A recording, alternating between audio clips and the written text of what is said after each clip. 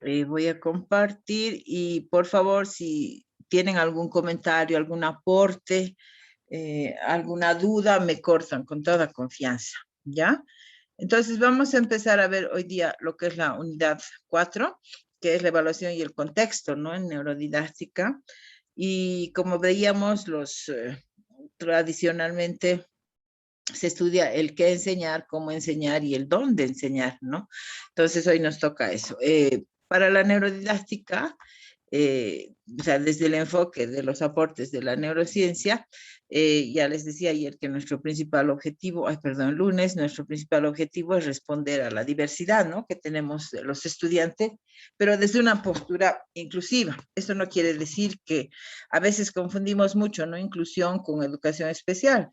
Pero esto va más allá, no solo es educación especial, una postura inclusiva es aquella que considera la diversidad, pero al mismo tiempo esa diversidad tiene como característica la unicidad de cada participante, ¿no? O sea, hay una diversidad grupal y hay una diversidad individual. La diversidad grupal tiene que ver con grandes agrupaciones, se podría decir, por ejemplo, de lenguaje, de cultura, de país, ¿no? De territorio puede ser, pero de aula también, ¿no? Inclusive cada grupo que se arma en las clases tiene una subcultura, ¿no? Entonces, todo eso hace a la diversidad grupal, ¿no? Pero dentro de esa diversidad hay diversidades individuales, ¿no? Personas que tienen diferentes formas de procesar la información, diferentes ritmos, diferentes formas de representar también la información. Entonces, esa es la postura inclusiva a la que nosotros tendríamos que responder.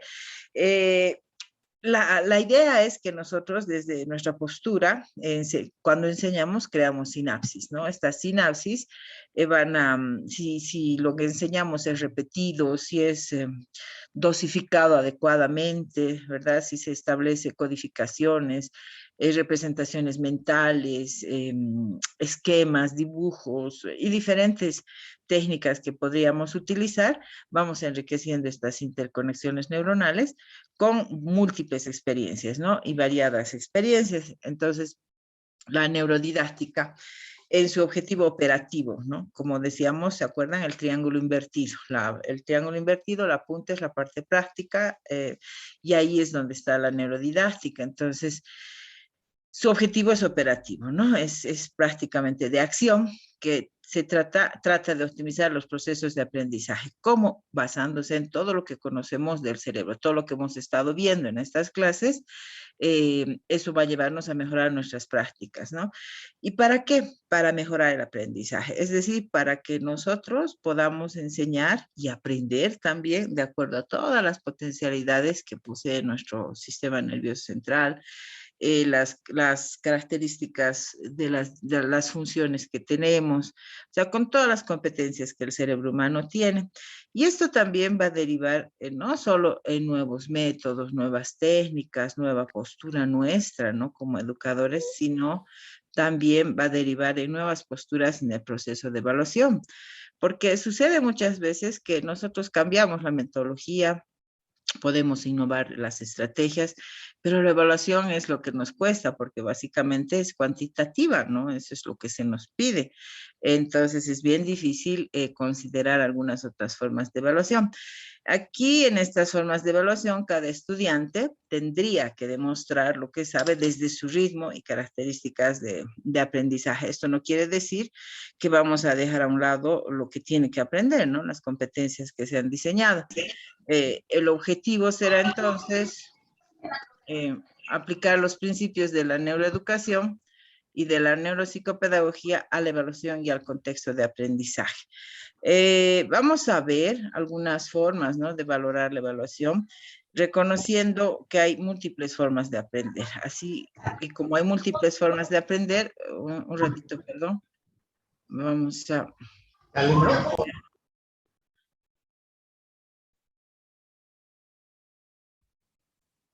Ya, les decía, como hay múltiples formas de aprender, también debe haber múltiples formas de enseñar y de valorar cómo han aprendido, ¿no? Entonces, en esta parte de, del módulo vamos a conocer todo lo que se dice del cerebro social, ¿no? Vamos a conocer las neuronas espejo y la teoría de la mente.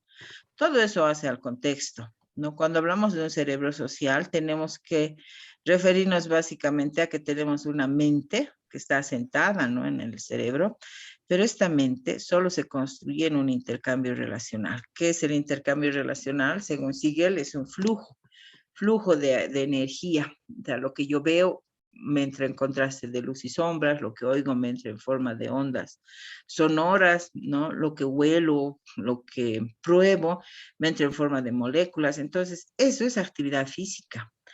Y esta actividad física se transduce y pasa al cerebro.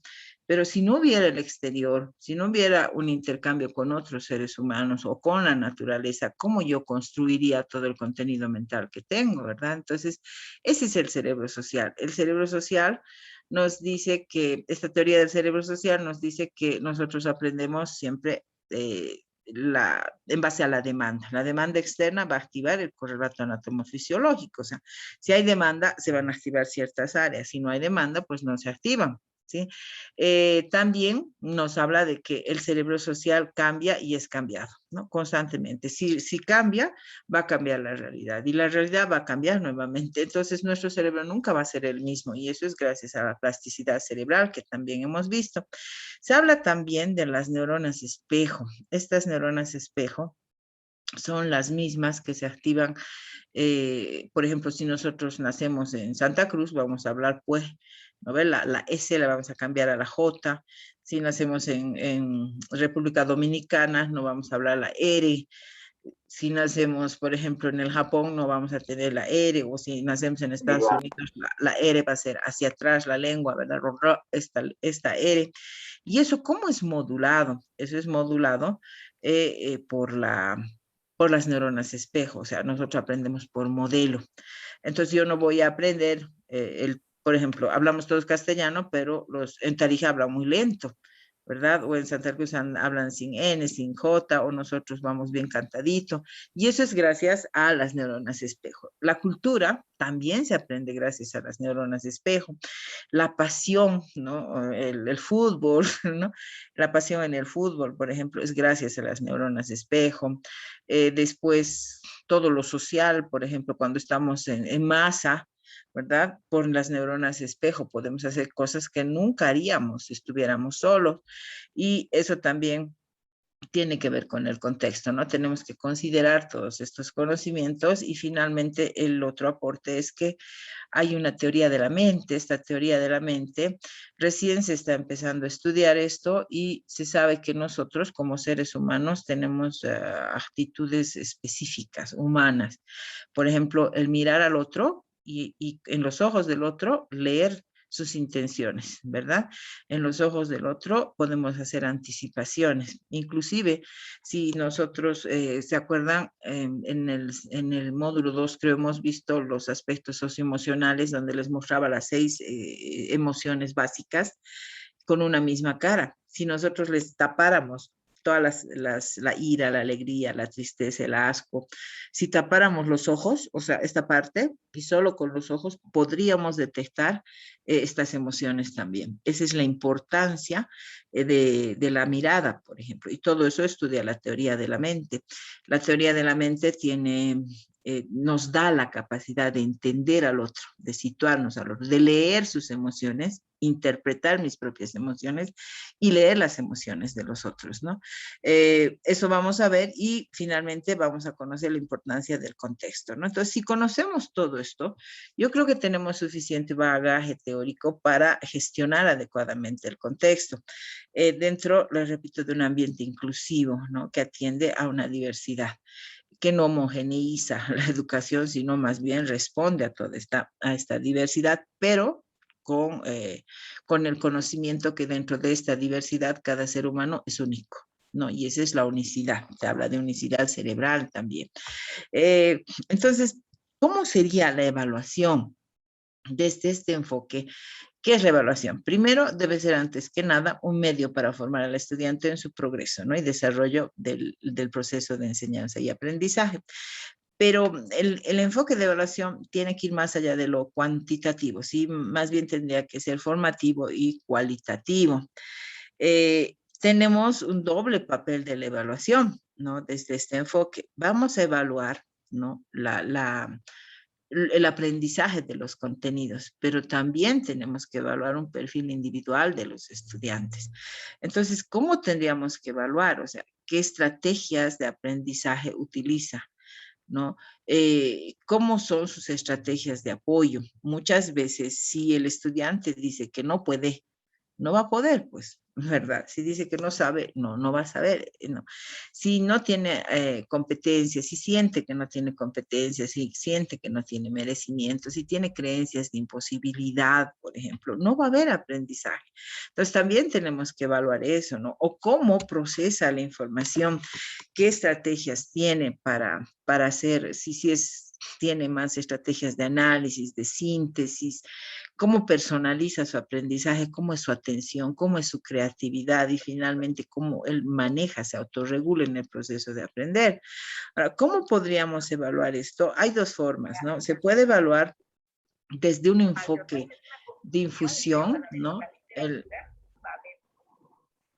perdón.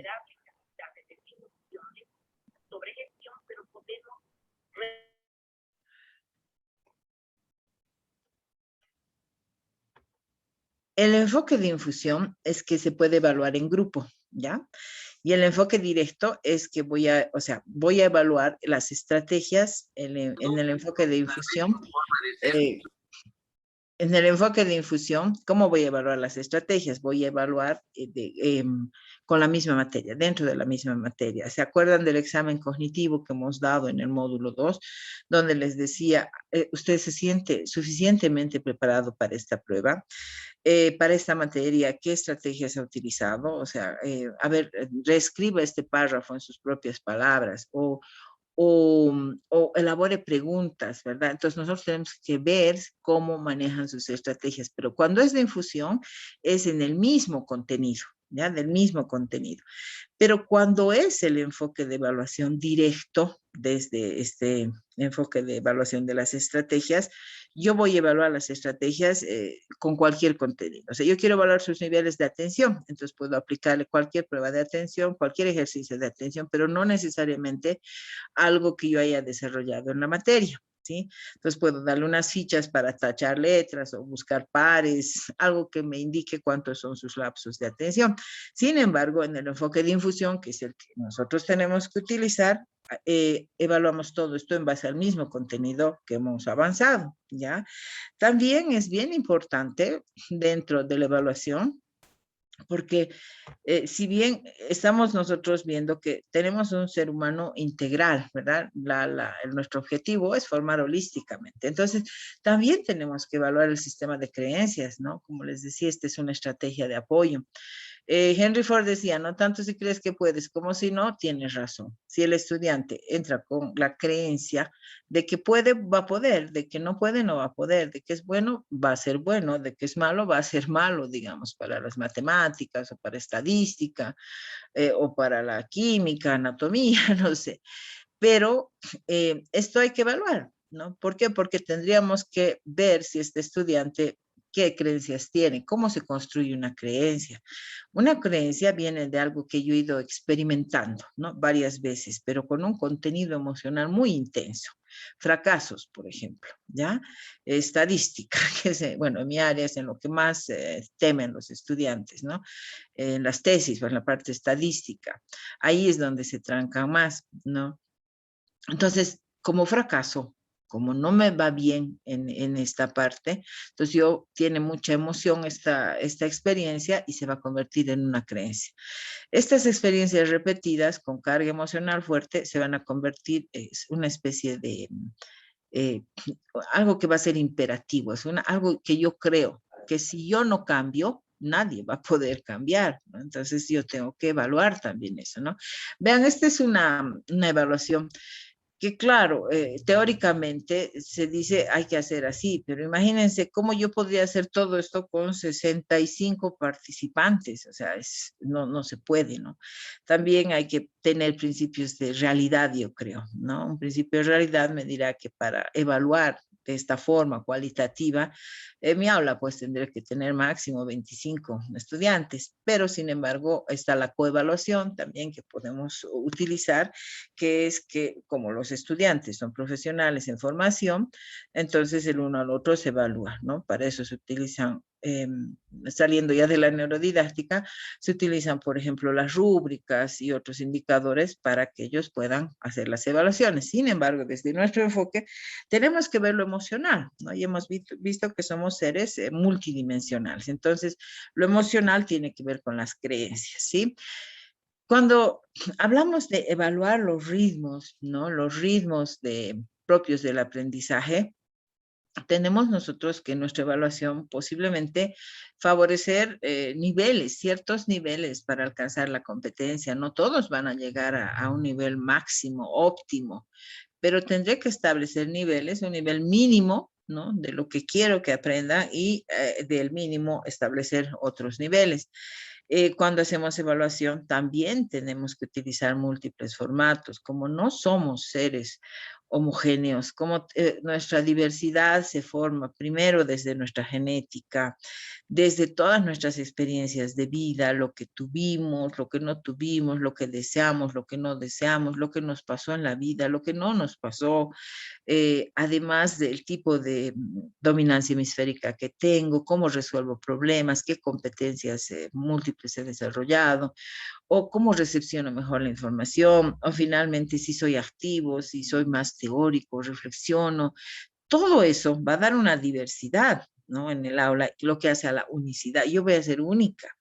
Entonces no puedo, si yo conozco esta diversidad, no puedo yo aplicar una sola forma de examen. Entonces tendré que buscar múltiples formas de evaluación. Ya, desde evaluar con música hasta evaluar de memoria, evaluar con representaciones gráficas, evaluar en un PowerPoint, evaluar múltiples formas para ver qué han aprendido, ¿ya? Tengo que evaluar también la capacidad que tienen de transferir. Básicamente, yo creo, no personalmente, que el aprendizaje solo me muestran que han aprendido cuando pueden transferir este conocimiento a una nueva situación. Y eso se llama la capacidad de transferencia o de generalización. También aquí hay que considerar que tenemos que evaluar el esfuerzo. Hay estudiantes que lógicamente se esfuerzan más. ¿Por qué? Porque tienen procesos cognitivos a veces no adecuados al tipo de materia que voy a enseñar, ¿sí? Eh, y hay otros que sí, hay otros que procesan muy rápido la información, pero hay otros que no. Entonces hay unos que se esfuerzan más que otros. En mi curso, cuando estaba en el colegio, había una chica que se sentaba detrás de mí y claro, éramos malas, ¿no? Le decíamos la tesorito, porque era tapada, le decíamos, ¿no? Qué horror. Y esta niña tenía sus cuadernos con rojo, con subtítulos forraditos, jamás llegaba tarde a clases. Era una chica muy, muy esforzada, pero le costaba tanto los procesos lógicos y estudiaba, tenía profesores de apoyo. Nosotros íbamos a su casa, aprovechábamos del profesor, aprendíamos en media hora y ella seguía con el profesor encima, llegaba al examen y se olvidaba todo. Y sufría, ¿no? Ella sufría y decía, yo estudio y ustedes sacan mejores notas, ¿no? Entonces, ¿por qué no evaluar el esfuerzo que ella hacía? Sin dejar de lado las competencias que se tienen que alcanzar, ¿no? También tenemos que evaluar el pensamiento divergente. Muchas veces nosotros queremos que las respuestas sean tal cual nosotros queremos, según el modelo de respuesta que deseamos. Algún error, por ejemplo, un error que cometemos permanentemente los docentes es que pedimos una opinión, por ejemplo, ¿no? Pedimos una opinión, pero si no opinan como nosotros, entonces no tiene, como hay que cuantificar, no tiene su puntaje. Pero si he pedido una opinión, si la opinión se justifica, ¿verdad? aunque no sea semejante a la mía, yo pues tengo que evaluar eso positivamente, ¿no? No todos tienen las mismas formas de resolver los problemas como yo. Ya les dije muchas veces que algunas personas resuelven los problemas considerando pasos y procesos, ¿no? Y estas son las personas lógico, simbólicas, analíticas, que van de A a B, de B a C, de C a D, y así pueden establecer, resolver problemas. En cambio, hay personas que no. Hay personas que son muy globales, que captan el todo y de pronto no hay este proceso, pero tienen la respuesta. Por eso a veces se llama también pensamiento transversal, pero también tenemos que tomar en cuenta esto, ¿no? El pensamiento divergente. No sé si les he contado de este chico que aquí en un colegio Los Pinos resolvía ecuaciones matemáticas con origami. Yo trabajaba en Seduca el 2002, hasta el 2005 he trabajado, he dirigido las aulas de apoyo y bueno, un día nos llama desde el colegio el director así completamente indignado y nos dice, no, un padre viene a quejarse y nos dice que a su hijo lo habían sacado. Entonces vamos nosotros en representación de Seduca y preguntamos qué había pasado. Entonces el director nos dice que hay un joven que se hace la burla del profesor de matemáticas, de que agarra papeles, los dobla y se copia las respuestas. Y que el profesor no quería saber más de él. Entonces averiguamos, porque el papá estaba muy enojado. Entonces averiguamos si la mamá había sido japonesa y el papá era boliviano, ¿no? Y yo me acordé que cuando yo estaba en el Japón, un domingo estábamos en una plaza, teníamos libre los domingos, estábamos en una plaza y habían dos japoneses, no, uno que le dictaba los números y otro que agarraba el origami, el papel doblaba y ¡tim! Le daba la respuesta. Le dictaba otros números, el otro doblaba los papelitos, agarraba y le daba la respuesta. Y claro, mucho de japonés tampoco entendíamos, ¿no? ¿Y qué están haciendo? Estaban resolviendo operaciones aritméticas con origami. Entonces me acordé de eso, ¿no? Y le preguntamos a su mamá y ella decía, sí, mi hijo aprendí con otros métodos, el chico hablaba japonés también y resolvía, y realmente él se apoyaba para el razonamiento en esto del origami, pensamiento divergente. ¿Ya? Personas o jóvenes que resuelven los problemas de diferente forma, no semejante a lo que esperamos, pero si tiene justificación y si llega a la respuesta, muchas veces el camino no interesa, ¿ya? Y eso es pensamiento divergente. Otra forma de evaluar son técnicas activo-participativas, ¿no? Esto ya se ha hablado en otros módulos, me imagino, pero las técnicas activo-participativas son las técnicas grupales. Se puede evaluar con trabajos, por ejemplo, con grupos cooperativos, con competición, pero no más de 30 minutos si hay varones específicamente. ¿Por qué? Porque cuando hay competencia hay testosterona, ¿no? Exceso y de testosterona y noradrenalina, y la testosterona generalmente deriva en peleas, ¿no? Entonces, media hora. ¿Ya? Se puede evaluar con grupos cooperativos sin competencia, cada cual desde sus habilidades, y la nota es grupal. Podríamos fomentar la autoevaluación como un proceso metacognitivo, como hemos hablado en la primera, segunda diapositiva. ¿Qué es la metacognición? Es el ser consciente de cómo aprendo yo. ¿Sí? Es la capacidad de autorregular mi aprendizaje. Si, por ejemplo, yo estoy leyendo una frase y algo no me suena bien, disonancia cognitiva, reviso, retrocedo, esa es la metacognición. O sea, yo me voy autoevaluando siempre. ¿Sí? Pero no soy consciente de eso. Entonces, si nosotros fomentamos la auto y la heteroevaluación, vamos a desarrollar en los estudiantes la metacognición, por ejemplo, que es la capacidad de autorregular, o sea, de aprender a aprender mejor. Pero ¿cómo voy a aprender mejor si yo no soy consciente de mis estrategias de aprendizaje? O sea, todos tenemos estrategias de aprendizaje, hemos diseñado estrategias, pero no somos conscientes porque por repetición se han vuelto automáticas. Si no están en el consciente, ¿cómo las puedo gestionar? ¿Verdad? También fomentar la heteroevaluación es muy interesante porque ahí sí actúa el cerebro social, ¿no? La empatía, el altruismo muchas veces, ¿no? El bien social, el bien común del grupo. Entonces puedo fomentar eso y básicamente considerar actividades que incrementen la reserva cognitiva.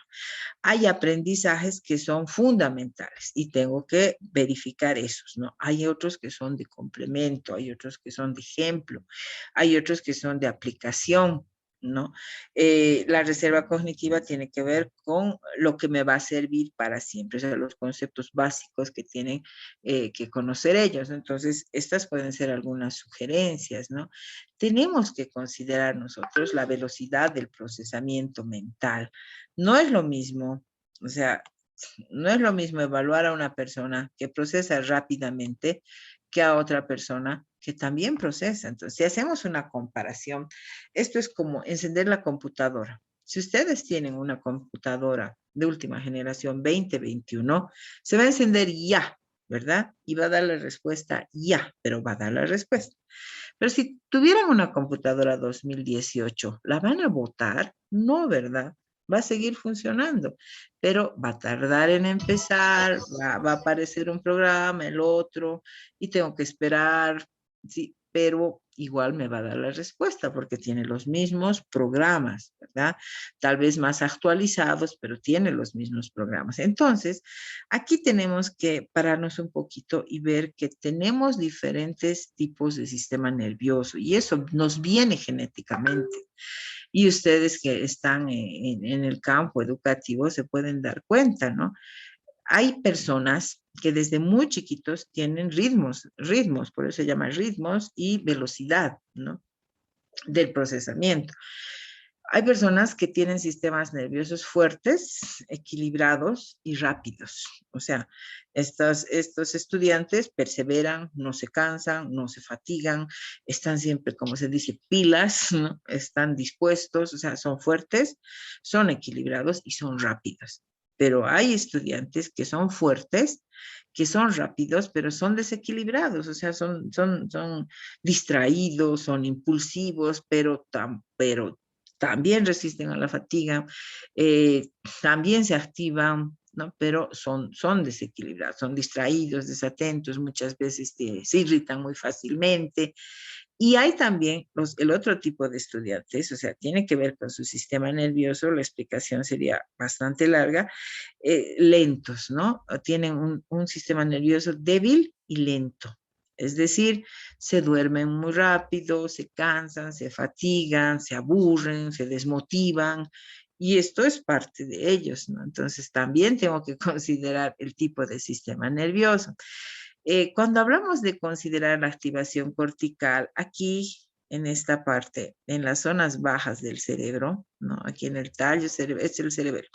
En el tallo cerebral hay un sistema que se llama sistema activador reticular ascendente, es más o menos por aquí, por la nuca, ¿ya? Ese sistema activador reticular ascendente, como su nombre lo indica, es el encargado de activar de forma ascendente, pero también hay fibras descendentes, ¿no? Es como un switch. Yo les digo, a ver, Benigno, le digo, ¿no? ¿Cuánto es 8 más 8? Y tac, me va a dar la respuesta. Pero puedo decir, Sara, va a darme la respuesta, pero va a tardar un poquito. ¿Sí? Entonces, esto es como un switch. Hay personas que se activan muy rápidamente, hay personas que no, que lo hacen más lentamente, sin que eso quiera decir que no van a aprender de la misma forma. Sí, van a aprender, pero necesitan un poquito más de tiempo, tal vez, ¿verdad? Cuando les damos un poco más de tiempo, es que no es una adecuación de acceso, no estamos modificando el currículo, estamos considerando la diversidad. Ahora, lo que les planteo puede generar mucho debate, ¿no? Es decir, que en la universidad no se debería hacer eso, pero naturalmente nosotros lo hacemos. Sabemos quién va rápido, sabemos quién va más lento, sabemos quién tiene facilidad para razonar, otros para dibujar. Ya vamos detectando sus características y habilidades, pero a veces solo nos apoyamos en la evaluación cuantitativa. Podríamos considerar también esto, ¿no? Eh, tenemos un cerebro, o sea, conectadísimo, ¿no? Una alta conectividad. Fíjense en este conectograma se llama, ¿no? Esta alta conectividad tiene, por supuesto, mucho gasto energético, ¿sí? Entonces, aquí viene, por ejemplo, la desnutrición. El cerebro no produce su propia energía, pero se consume el 20% de la energía de nuestro cuerpo, que nos ingresa a través de los alimentos, ¿no? Pero cuando está en actividades de alta, o sea, en actividades corticales superiores, por ejemplo, si está atendiendo, si está resolviendo problemas, si está elaborando un artículo, o sea, está en alta concentración, la actividad energética, o sea, el consumo energético es del 40% del cuerpo. Entonces, ¿qué pasa con un estudiante que no hace nada, o que si la clase es en la noche, ¿no? Sí, que no ha desayunado, que no ha cenado la noche anterior, que viene con las justas, ¿sí? Y claro, el cerebro consume la energía de su cuerpo, pero va a ser un estudiante que se va a cansar más rápido. Entonces, también eso yo tengo que ver, y más en actividad compleja. ¿Por qué? Porque como es tan alta la conectividad, o sea, esta es una ley, no sé, nuestro colega informático nos puede ayudar. O sea, cuando los equipos, creo, cuando las máquinas necesitan cuando son muy conectadas, necesitan mayor consumo de energía. Lo que nuestro cerebro hace es economiza. ¿Y cómo economiza? Automatizando. Entonces, sería mejor que estos estudiantes que no tienen una buena nutrición automaticen algunos procesos para que no haya una descarga energética que no tiene. ¿Por qué? Porque no tiene una buena alimentación, ¿verdad? Entonces, también tendríamos que considerar eso. Otro aspecto que tendríamos que considerar es, por ejemplo, esos exámenes de 2, 3 horas. Ahí no se evalúa conocimiento. Ahí se evalúa recursos energéticos del cerebro, resistencia a la fatiga. O sea, no es válida esa evaluación, ¿no? ¿Qué es la validez? La validez es de que la confiabilidad, no, y la validez es, ¿no? De que las respuestas sean las mismas aún en diferentes situaciones, ¿verdad? Entonces, ahí no se está evaluando eso. No se evalúa conocimiento, se evalúa tal vez cualquier otra variable, les decía resistencia, perseverancia, capacidad física, energética, pero no evalúo conocimiento, porque a los 20 o 30 minutos ya ha acabado el tiempo, ¿verdad? De alta conectividad, ya no se puede más. Entonces tengo que también gestionar el tiempo de mis evaluaciones, ¿no? Las evaluaciones muy largas no van a evaluar lo que tengo que evaluar, entonces no son confiables ni son válidas, ¿no? Cuando les hablaba aquí, en esta, considerar la velocidad de procesamiento, en esta parte está la unidad, el bloque funcional 1. En los enfoques, ¿se acuerdan? Les he explicado un poquito el enfoque de Luria. Ahí está los niveles básicos de alerta. Ahí está el sueño, está las necesidades vitales, ¿no? Si yo me caigo y me golpeo aquí, posiblemente voy a quedar como vegetal o voy a morir, ¿sí? ¿Por qué? Porque ahí está la vida, ¿no? O sea, las funciones vitales, lo que me mantiene vivo. Pero ahí también está la activación cortical, ¿no? Ahí está como, o sea, es el switch que me va a encender para que yo aprenda. Entonces, unos van muy rápido, ¿no? Y otros van más lento. Y eso tengo que valorar, o sea, considerar también. No estoy diciendo valorar, evaluar, sino que tengo que considerar ¿no? Esto que hace a la diversidad individual. No todos van a procesar a la misma velocidad. Entonces, una queja, por ejemplo, de los chicos con dificultades de aprendizaje es, eh, yo tenía la respuesta, dice, pero ya no me ha preguntado. O sea, ¿por qué? Porque no le he dado el tiempo suficiente. Entonces, podría considerar también eso. Les repito, la alta conectividad que tiene que ver con el gasto energético. Estos son conectogramas. Estas son las últimas representaciones que se están utilizando del cerebro. Por supuesto, son fórmulas matemáticas. No es una foto del cerebro, para nada. Es una representación que nos muestra cómo se conecta nuestro cerebro. Los puntos rojos que ustedes ven son las zonas donde se integra la información. Entonces, desde esto, nosotros podemos valorar mucho, por ejemplo, la evaluación por proyectos, donde se integran varias áreas del saber, ¿no? ¿Por qué? Porque nuestro cerebro funciona así. Son como autopistas. Imagínense autopistas y estos puntos rojitos son los lugares donde se cruzan estas autopistas. Es decir, se integra la información visual, auditiva, perceptiva, kinestésica, espacial con la autorregulación, con el color de nuestras emociones. Así se organiza nuestro cerebro. Entonces, tenemos que considerar esto en la evaluación.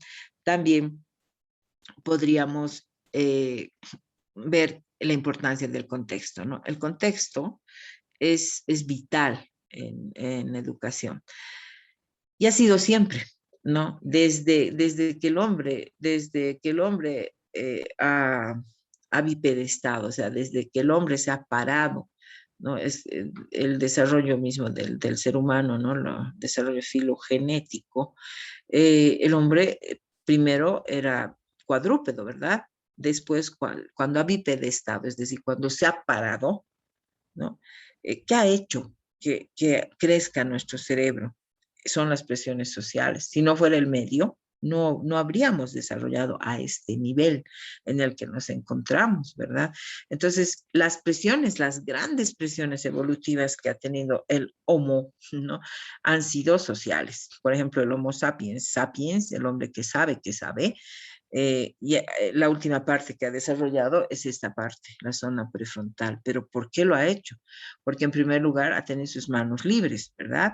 Cuando ya ha dejado de andar en cuatro patas, se ha parado y ha tenido las manos libres y ha podido construir instrumentos, ¿no? Las manos, Engels decía, ¿no? El trabajo hacia el hombre.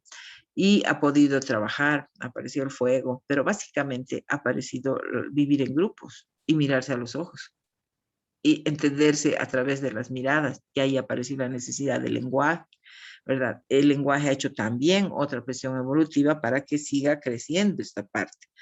Entonces, es bien importante el contexto. Si no hay demanda externa, no se activa el correlato anatomofisiológico. ¿Qué quiere decir esto? Esto quiere decir que si yo, por ejemplo, no voy a trabajar la función ejecutiva en mis estudiantes, no van a volverse ejecutivos. Si no voy a trabajar suficientemente, digamos, la codificación de los aprendizajes, lo que les he enseñado se va a perder. ¿Por qué? Porque no ha habido el correlato anatomofisiológico, no se han establecido los vínculos, las redes, las conexiones, no se han activado las áreas específicas, entonces no desarrollan, ¿no? La prueba clara de esto, de las presiones evolutivas y la interacción social que es tan importante, se da desde 1800, tenemos casos, ¿no? Por ejemplo, el salvaje de Aveyron, han debido oír ustedes, ¿no? El niño Víctor, que lo han encontrado en las selvas, en unas selvas de Aveyron en Francia, lo han encontrado criado por lobas.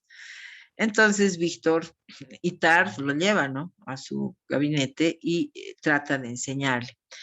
Lo que sucede con Víctor, aprende a caminar, aprende a servir la mesa, dice Itard que aprende a abrir la puerta, ¿sí? Aprende a comunicarse no verbalmente, pero el lenguaje no desarrolla más. ¿Por qué? Porque ha pasado el periodo crítico, el periodo plástico, y que no desarrolla más. Entonces, y lo mismo ha pasado. Entonces, nomás en 1980 han encontrado una señora sorda que había adoptado dos niñas, ¿no? Y una adoptó muy chiquita y la otra después de que pasó el periodo de adquisición del lenguaje. Perdón. La niña que fue adoptada después de adquirir el lenguaje tenía menos discapacidad y también tenía algo de lenguaje. La niña que fue adoptada, bebita, sin lenguaje, entonces no tenía lenguaje y tenía una discapacidad intelectual, ¿no? ¿Qué ha pasado? El entorno y esta señora las tenía cerradas, salieron después de años, estas niñas fueron denunciadas, ¿no? Ha sido famoso este caso, fueron denunciadas por unos vecinos y no tenían el menor contacto social y estas niñas habían perdido parte de sus habilidades cognitivas, ¿no? Entonces, la interacción social es sumamente importante para el aprendizaje. Por lo tanto, el contexto es fundamental, ¿no? También el contexto es parte del apoyo social, especialmente al terminar la adolescencia y en el adulto joven, el apoyo social es fundamental, pero el apoyo social va más allá porque es un factor de protección cerebral. ¿Ya? Son factores protectores, el contacto social, el tener un grupo en el que apoyarse. Por eso a veces es bueno formar grupos por afinidad, ¿no? No necesariamente nosotros hacer los grupos. Cuando tienen un grupo por afinidad, el grupo los contiene y no solo los contiene cognitivamente, sino también los contiene emocionalmente, ¿no? Entonces, el factor el apoyo social es un factor de protección cerebral. Hay tomografías muy interesantes, ¿no? Que muestran, por ejemplo, menor densidad en el cerebro de niños que han sido criados en orfanatos y densidad normal en niños que han sido criados en familia. O sea, vean, el amor muchas veces es promotor del crecimiento del cerebro. Entonces, el apoyo social es fundamental. Y todo esto es mediado por el lenguaje y el lenguaje es típicamente humano, ¿verdad? El lenguaje básicamente nos comunica, nos une, nos relaciona, ¿sí? Entonces el lenguaje va a mediar todos los procesos cognitivos, ¿ya? El lenguaje además va a mediar el mundo. A través del lenguaje yo voy a traer el mundo a mi mente. El lenguaje en el que yo introduzco el mundo a mi mente puede ser en imágenes, puede ser en letras, puede ser en sonidos, puede ser en, en arte, en teatro, ¿no? Puede ser en aromas, pero el lenguaje es a través del lenguaje, diferentes tipos de lenguaje que van a mediar, me van a traer el mundo y a través del lenguaje también se va a dar la diferencia, ¿no? La respuesta cognitiva. Entonces es un mediador de todos los procesos cognitivos y eso es parte del contexto, ¿no? El lenguaje es fundamental. También podemos ver que el cerebro social que tenemos, ya les explicaba un poquito, es un concepto nuevo, ¿no? Ha sido creado recién nomás por las neurociencias. ¿Y a qué hace referencia? Hace referencia a que tenemos una capacidad innata, o sea, es innato, no nos enseñan a relacionarnos con los demás. ¿Sí? El bebé hasta los 4 meses tiene una facilidad para reconocer rostros, impresionante. Luego eso se pierde y después tiene que volver a aprender, ¿no? Pero nacemos con esa habilidad para reconocer expresiones faciales, para relacionarnos, ¿no? Por ejemplo, les hablo mucho del bebé porque para mostrarles cómo nacemos. Cuando el niño nace, a los 4 meses más o menos, no puede hablar, pero quiere contactarse con nosotros y expresar lo que siente, lo que dice. Entonces hay un diálogo tónico, ¿verdad? El bebé hace "y", así, entonces nosotros ya sabemos, interpretamos. Hay tipos de llanto, hay llantos o sea, el llanto también comunica, hay tipos de llanto, hay todo un libro sobre el llanto, pueden creer. Entonces nacemos con esa capacidad innata, ¿no? De relacionarnos con los demás y se ha comprobado últimamente en los estudios que hacen en los laboratorios de neurociencia cognitiva en diferentes universidades en Europa, en Estados Unidos y también en México, ¿no? Lo más cercano a nosotros, en Brasil, en Argentina. En México, por ejemplo, en la UNAM tienen un laboratorio muy interesante, ¿no? De neurociencia cognitiva, donde se hacen una serie de experimentos, se hacen investigaciones, ¿no? Se comprueban, por ejemplo, cuántos pensamientos tenemos por minuto o cuántas decisiones tomamos por día y ese tipo de investigaciones que le dan cuando nosotros enseñamos y ya vemos que nuestra audiencia está cansada, inmediatamente una novedad, otra vez expectativa, otra vez motivación, otra vez se reinicia el proceso cognitivo. Entonces, este tipo de datos siempre captan la atención, ¿no? Pero ellos han probado que existen circuitos cerebrales que intervienen, ¿no? En la formación de la autoconciencia, en la habilidad empática y en la teoría de la mente. ¿Qué quiere decir esto? Que está en nuestro cerebro, está en nuestra estructura. No es un abstracto, ¿ya? Tiene su sustento orgánico, anatómico, fisiológico, tiene un sustento. Ahora, claro, si ustedes cortan un cerebro, no van a ver ahí la amistad, no van a ver la memoria, pero está entretejido, ya todo eso está entretejido en las neuronas, y ese es el cerebro social. O sea, la empatía se tiene que promover dentro de las aulas, el altruismo, eh, no sé, bueno, como no los veo a mis estudiantes tanto tiempo, por ejemplo, las chicas, ¿no? Las chicas, a veces la mayor parte de las chicas que se embarazan son sin papá, o sea, no tienen a la pareja, un baby shower, para mí no es pérdida de tiempo. Yo puedo suspender una clase y hacer algo. Y eso cohesiona al grupo. Y cuando hay un grupo cohesionado, es un grupo, se genera vínculo. Eso es oxitocina. 30% más de oxitocina cuando en el aula existen grupos cohesionados. ¿Y qué quiere decir eso? Más apego. Y si hay oxitocina, hay dopamina, que es motivación. Entonces, y cuando hay motivación, hay aprendizaje. Entonces, miren, todo esto favorece los procesos de aprendizaje. ¿Qué es la teoría de la mente, no? Les explicaba que era el cerebro social, pero la teoría de la mente es la capacidad, ¿no? Es la capacidad de entender las intenciones del otro, mis intenciones y las intenciones del otro, y gestionar, ¿ya? En la teoría de la mente, aquí está, se basa en este sistema que es el sistema límbico, ¿no? Que es la parte interna de nuestro cerebro, que es responsable de nuestras emociones, nuestros sentimientos. En la teoría de la mente, ¿cómo se desarrolla? Hay un detector de la intencionalidad, ¿verdad? A través de los ojos. Yo puedo ver la intención de una persona, puedo hacer anticipaciones y ellos también, ¿verdad? Entonces, eso tiene que ver con la teoría de la mente. El adaptarme, el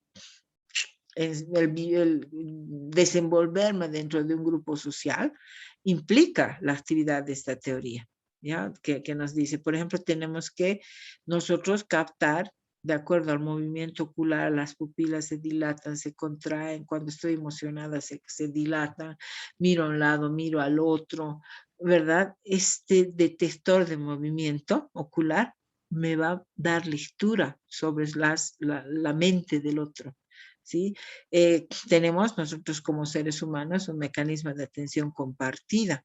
Por eso no sé si les ha pasado, yo recién me estoy acostumbrando, por ejemplo, a dar clases y mirarme, ¿no? Mirarme, yo estaba acostumbrada y todos ustedes han debido estar a mirar a los otros, ¿no? Y no mirarnos nosotros. Entonces ha sido un proceso de adaptación bastante prolongado y todo eso tiene que ver con la teoría de la mente, ¿no? ¿Qué es lo que pasa? ¿Cómo se forma esta teoría? O sea, ¿cómo se relaciona esta teoría de la mente? Aquí, por ejemplo, les voy a mostrar, a ver si se agranda. Aquí, esta parte verde es el giro del cíngulo o el giro cingulado. Este es el que etiqueta mis emociones y las emociones de los demás, ¿ya? Esta bolita es la amígdala cerebral. De esta bolita salen las 6, aquí se elaboran las 6 emociones básicas y todas las demás emociones son una gama de esas, ¿ya? Aquí en esta bolita, en la amígdala, se elaboran estas emociones. El giro le da el nombre en nosotros a la emoción.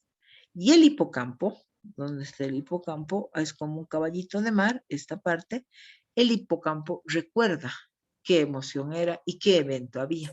Esto se integra recién, se termina de integrar a los 12 años. Entonces, cuando hacemos educación superior, ya tenemos esto integrado, pero de 8 a 12 años se está integrando. Entonces, esta es una edad crucial para esta integración. Es decir, la persona que ha sufrido violencia, maltrato, no sé, de 8 a 12 años, va a tener problemas en esta integración, no va a haber esta integración. Posiblemente siente la emoción, pero no sabe darle el nombre. O posiblemente siente la emoción, le da el nombre, pero no recuerda el evento asociado a esa emoción. ¿Sí? En cambio, cuando ya nos llegan a educación superior, ya tienen esto integrado. Entonces, esto nos muestra que somos seres capaces de entendernos, ponerle nombre a nuestra emoción, o sea, de emocionarnos, ponerle nombre a nuestra emoción y recordar el hecho que ha provocado la emoción, ¿ya? pero a partir de los 12 años, este giro ya no etiqueta, copia, ¿verdad? Copia. Entonces ahí trabajan las neuronas espejo. ¿Ya? Esa es un poco la teoría de la mente. Por lo tanto, se ha visto también que cuando yo hago reconocimientos en público, antes en mi colegio nos repartían medallas, ahora no, ya no hay nada, ¿no? Algunos colegios sí, por ejemplo, te siguen dando medallas, dan diplomas, en las universidades católicas también siguen, pero esto se ha visto, se ha comprobado que esto funciona. Pero ¿y cómo funciona?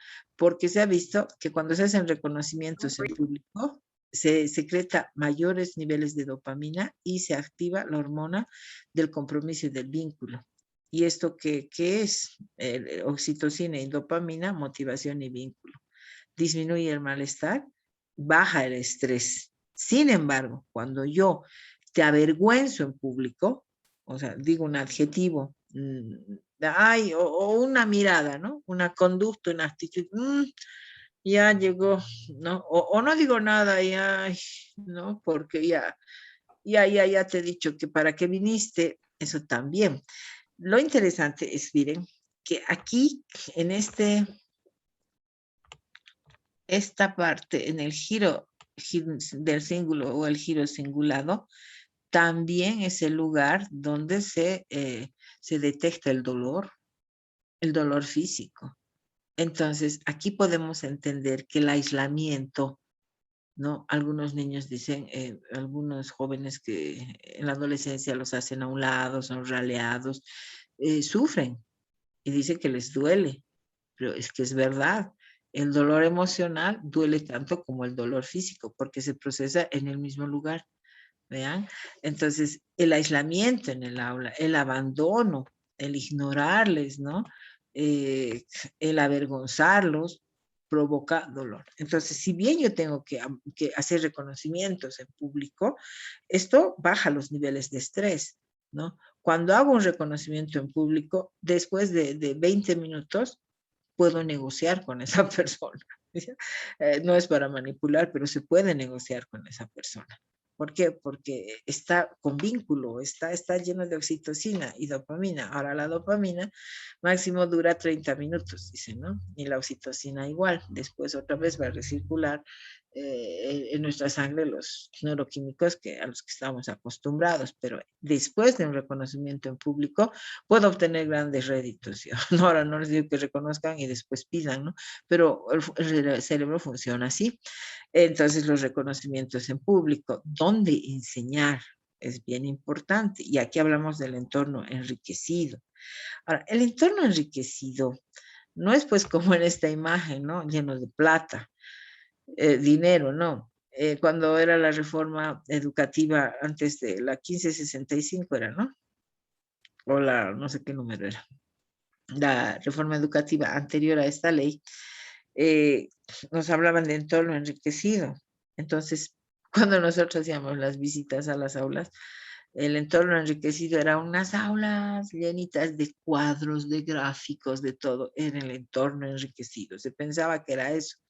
Cuando hablamos ahora de entorno enriquecido, no es eso. Es una aula con movimiento. Es una aula rica en contactos personales, ¿no?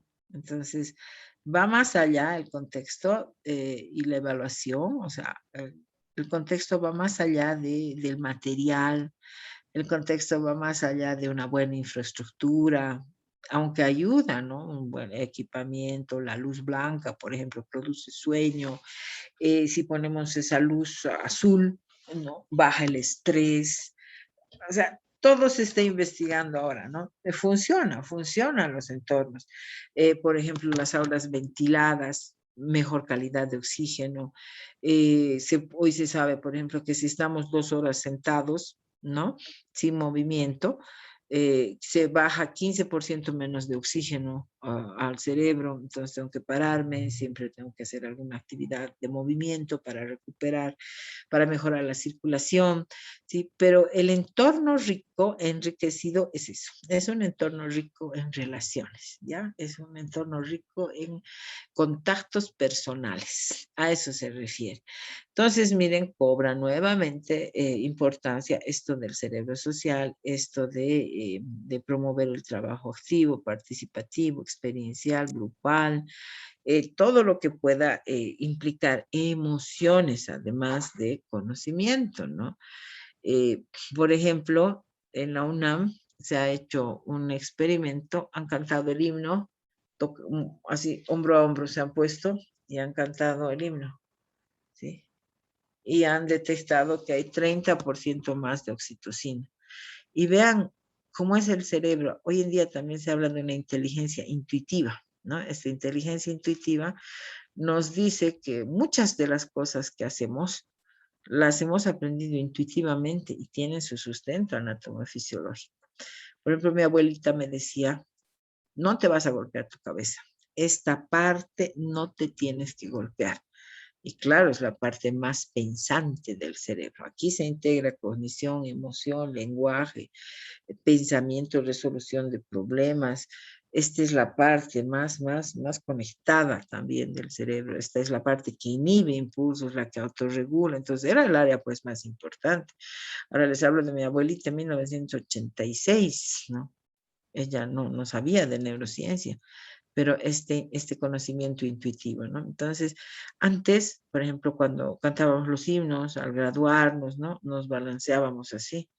Y ahora se ha descubierto que cuando nos balanceamos y cantamos, o sea, hay 30% más de producción de oxitocina. La oxitocina es una neurohormona que es muy interesante, está presente en el varón y en la mujer, pero en mucha mayor cantidad en la mujer. La oxitocina está presente cuando hay vínculo, o sea, cuando hay apego, cuando yo trabajo en grupo. La oxitocina está presente cuando yo siento que pertenezco a algún grupo, a mi familia, cuando la mujer va a dar a luz, está presente en el orgasmo de la mujer, está presente cuando el bebé está lactando, vea, todos los momentos en la vida que van a generar vínculo y apego. Entonces podemos, si nosotros queremos aulas cohesionadas, porque está comprobado también que una aula cohesionada, un grupo cohesionado, mejor rendimiento, mayor facilidad para aprender. Entonces, movimientos juntos como balanceo al cantar el himno, ¿no? 30% más de oxitocina.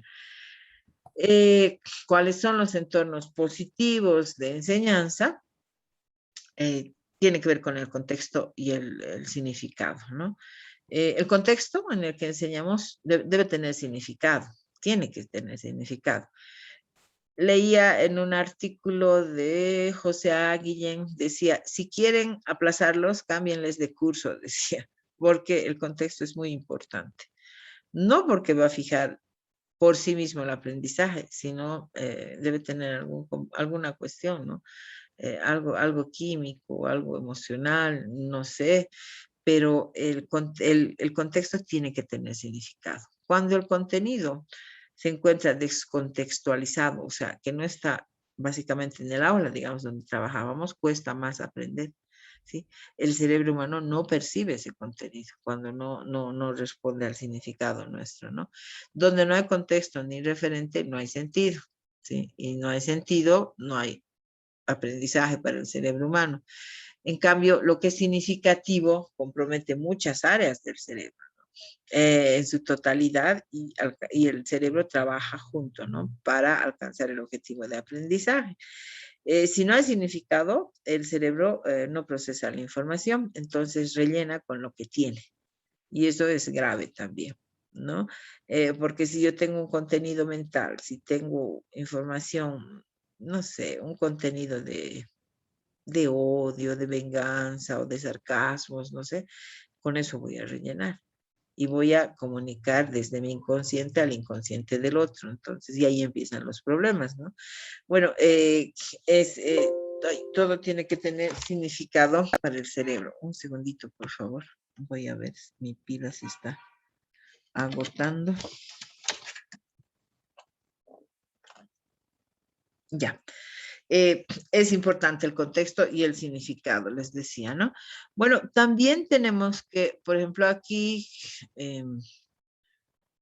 no, donde no hay contexto ni referente, no hay sentido. Por ejemplo, hagan esta práctica. Les decimos, bueno, por favor, párense, dividan el aula en A y B, alisten sus cosas y vamos a cambiar de lugar.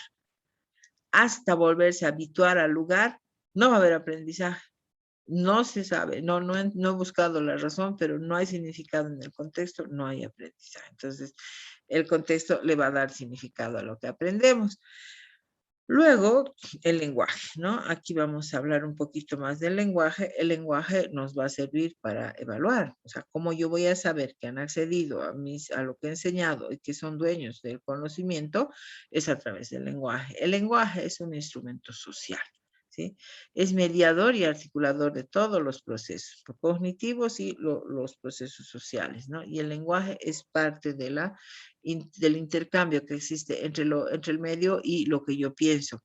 Entonces, el soporte, o sea, la función que soporta los procesos cognitivos es el lenguaje, pero al mismo tiempo es un mediador del pensamiento.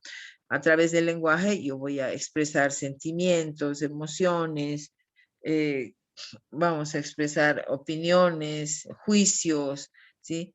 Pero el lenguaje no solo es verbal, también hay un lenguaje no verbal. Y este lenguaje no verbal en nosotros tiene mucho que ver con el currículo oculto. Lo que enseño y no está planificado. Puedo enseñar posturas, puedo enseñar ideología, puedo enseñar prejuicios, puedo enseñar valores con mi postura, porque no se olviden que cuando estamos nosotros en posición de enseñanza, hay unos seres humanos que nos están mirando y tienen neuronas espejo. Y por imitación van a repetir lo que yo digo o sea, van a repetir lo que oyen y van a hacer lo que ven, ¿no? Cuando somos muy significativos. Entonces, el lenguaje tiene esa importancia. Eh, ¿Con quién hablamos más tiempo? Por supuesto que nos hablamos nosotros mismos. Y nuestro lenguaje interno regula nuestras emociones, ¿ya? Regula nuestras propias emociones.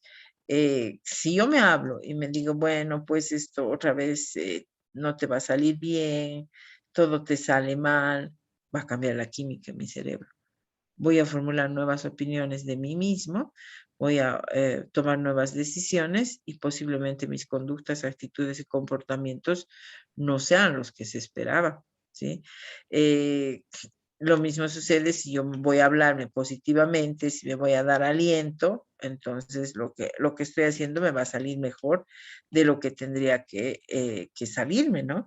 El lenguaje interno regula nuestras emociones. Pero hay algo que están viendo que para que yo tenga calma, ¿no? Para que esté calmado, han probado que cuando yo misma me explico algo, hay mayor comunicación neuronal. ¿Sí? Entonces, no solo tengo que explicarme a nivel emocional, sino también tendría que explicarme algunos sucesos que no entiendo. Por eso alguna vez les ha pasado cuando estudiamos y nos repetimos y tratamos de entender y nos explicamos, aprendemos mejor, ¿verdad? Entonces tenemos que considerar dentro del contexto al lenguaje como un mediador de todos estos procesos, ¿no? De lo social y de lo cognitivo. Tenemos 60.000, 80.000 pensamientos diarios, ¿no? El problema es que el 80% negativos y son los mismos, ¿no? Son redundantes. Son 80%, 90% dice son los mismos del día anterior y de ese 90%, de ese 90 son negativos, ¿no? También tendríamos que formar nuestras formas de pensar. Howard Gardner, el creador de las inteligencias múltiples, que ahora ya no habla de inteligencia, sino más bien de competencias múltiples. Howard Gardner dice, si en mi época yo no ponía el nombre de inteligencias, pues nadie me hubiese prestado atención. Hoy en día hablamos de competencias múltiples, ¿no? Él va y visita un colegio de inteligencias múltiples de unas monjitas en España y le muestran un colegio maravilloso, ¿no? Y cuando salen, eran como en un vallecito, y cuando salen, suben las gradas, él se para y mira, y la monjita le dice, ¿qué le parece mi colegio? Y él le dice, hay que educar las emociones, esa es su respuesta. Él mismo y muchos autores desde 1990 están considerando la importancia de educar las emociones. Hoy en día, entre las competencias, por ejemplo, para el profesional del siglo XXI, no sale el gran conocimiento, no. Tiene que gestionar sus emociones, trabajar a presión, resistir a la fatiga, mediatizar el impulso, aplazar la recompensa, trabajar en equipo, hacer proyectos. Pero entonces, ¿en qué momento les enseño eso? ¿Verdad? Tengo que enseñarles desde el enfoque de infusión que les decía, enseñar y evaluar eso. ¿Por qué? Porque eso va a soportar el conocimiento, ¿sí? Eh, bueno, ese es el lenguaje. Les decía que una estrategia es explicarnos, ¿no? Explicarnos para entender. Eso le da sentido a la información, le da significado. Entonces yo, inclusive para bajar el estrés, para procesar mejor los duelos, tengo que hablarme, tengo que explicarme, ¿sí? Eh, También es bien importante esto de la comunicación cerebral y el lenguaje. El lenguaje es básicamente el sistema de comunicación, ¿no? Pero el lenguaje tiene varias funciones. O sea, el lenguaje no solo es comunicación. El lenguaje, por ejemplo, tiene una función autorreguladora. Esta función autorreguladora se forma de 0 a 7 años en base a las instrucciones que los adultos nos dan. Si yo te digo, párate, siéntate, toma, ven, dame, pon esto aquí, pon esto allá, esto es bueno, esto es malo, esto haces, esto no haces, esto sirve, esto no sirve. O sea, el adulto tiene que ir formando este lenguaje interno, ¿no? A los 7 años empieza a madurar esta zona, las neuronas se conectan y empieza a ver la capacidad ejecutiva. Si me conviene, lo hago, si no, no. Entonces tengo que utilizar estrategias, ¿no? Entonces el lenguaje tiene una función autorreguladora. Hasta los 7 años se dice que la zona prefrontal de los niños son sus padres y nosotros los educadores, ¿no? Y luego ya tienen un lenguaje propio. Pero si en esta etapa yo no he trabajado con las instrucciones, no he regulado ni modulado su conducta, después va a tener que ser en terapia, ¿verdad? ¿Por qué? Porque con qué contenido emocional un niño va a juzgar si es conveniente o no. Viene un día una mamá y me dice, es que no quiere mi hijita. Yo la veía joven a la chica. ¿Y cuántos años tiene? Le digo, 13. Y yo, ¿y a qué edad le has tenido? Y me dice, no, no tiene 13, tiene 3. ¿3? ¿Y con qué contenido mental una niña de 3 va a poder juzgar si quiere o no quiere, le conviene o no le conviene?